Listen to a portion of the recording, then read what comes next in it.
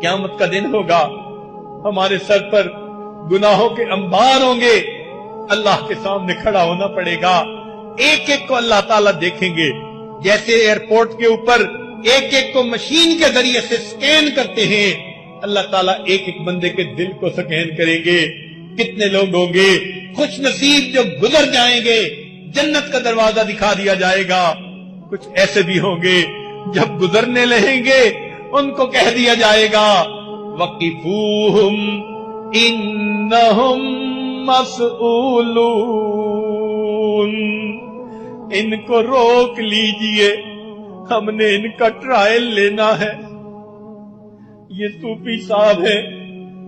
اوپر سے تسبیح اندر سے میاں کسبی۔ وَقِفُوهُمْ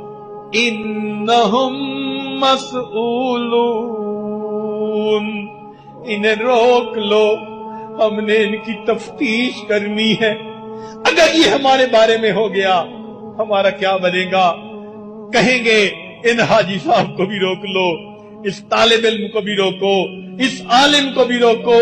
شکل کیا بنائی ہوئی تھی، اصل کچھ اور تھا، آج تو رنگی سامنے آ گئی۔ ہماری مشین نے ان کے دل کو سکین کر لیا، ان کے دل میں محبت نہیں، ان کے دل پر شہوت غالب رہتی تھی، شیطانیت غالب رہتی تھی، گندے خیالات غالب رہتے تھے۔ روک لو ان کو، ہم ذرا ان سے پوچھیں نعمتیں ہم نے دی تھی، ہماری عبادت میں دل نہیں لگتا تھا، تم کیسی زندگی گزار کے آئے؟ وَقِفُوهُمْ، روک لو ان کو، إِنَّهُمْ مَسْئُولُونَ، ہم نے ان سے سوال کرنا ہے، ہم نے ان کا ٹرائل لینا ہے۔ سوچئے اگر کل قیامت کے دن اللہ رب العزت نے ہمارے ساتھ یہ معاملہ کیا، پھر ہمارے ساتھ معاملہ کیا بنے گا؟ آج وقت ہے ہم اپنے گناہوں پر رو لیں تاکہ اللہ تعالی ہمارے گناہوں کو معاف کر دے۔ حدیث مبارکہ میں ہے، ذمہ داری کے ساتھ عرض کر رہا ہوں، اللہ تعالیٰ قیامت کے دن جب جہنمیوں کو جہنم میں ڈالیں گے، کئیوں کو شفاعت کی وجہ سے نکال لیا جائے گا، انبیاء شفاعت کریں گے، علماء کریں گے، شہداء کریں گے، جنتی کریں گے، حتیٰ کہ کوئی شفاعت کرنے والا نہیں رہے گا۔ حدیث پاک میں آتا ہے ایک جہنمی ہوگا، اس کی آنکھوں کا ایک بال، پلکوں کا بال، وہ اللہ کے حضور سفارش کرے گا، کہے گا یا اللہ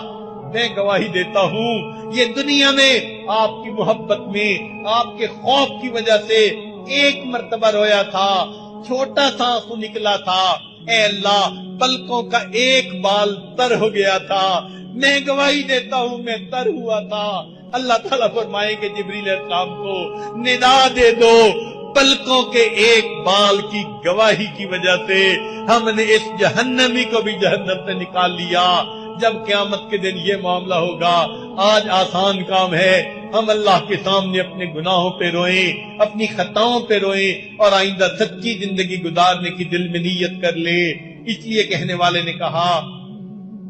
بقیت علی الذنوب لعظم جرمی، بقیت علی الذنوب لعظم جرمی، وحق لكل من يعصي البكاء، فلو كان البكاء يرد همي لأسعدت الدموع مع الدماء۔ اللہ اکبر۔ اللہ رب العزت ہمیں اپنی خطاؤں پر آنسو بہانے کی توفیق عطا فرمائے اور اللہ اس کو قبول بھی فرما لے، کہیں کل قیامت کے دن یہ ریا کے آنسو نہ بنا دیے جائیں۔ کہنے والے نے کیا عجیب بات کہی، کیڑا لطف ہے رومن اندر اور وچ بیان نہ آوے، کیڑا لطف ہے رومن اندر اور وچ بیان نہ آوے، رونا دل دی میل اتارے نالے رٹھڑے یار مناوے۔ یہ دل کی میل اتار دیتا ہے اور روٹھے پروردگار کو منا دیتا ہے۔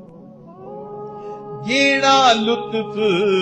رومن اندر او بچ بیان نہ آوے رونا دل دی میل اتارے نالے رٹھڑے یار مناوے تے یاد خدا وچ رومن والا کدی دوزخ وچ نہ جا اللہ ہم پر مہربانی فرما دے ہم قیامت کے دن ذلت کو برداشت نہیں کر سکتے دو بندوں کے سامنے کی ذلت ہم سے برداشت نہیں ہوتی قیامت کے دن آپ کے حبیب صلی اللہ علیہ وسلم کے سامنے کی ذلت کہاں برداشت ہوگی اے اللہ